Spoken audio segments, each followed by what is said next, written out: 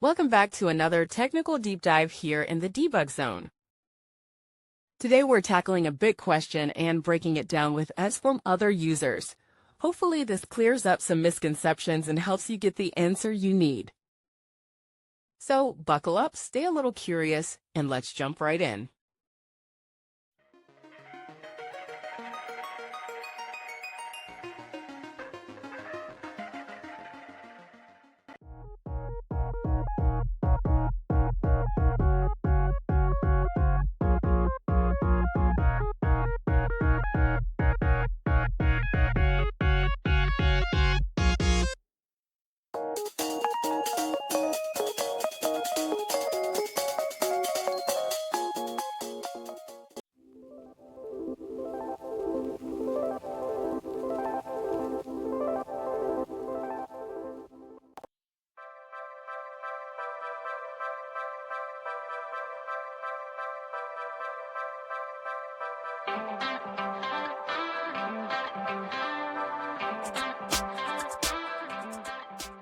And that's a wrap.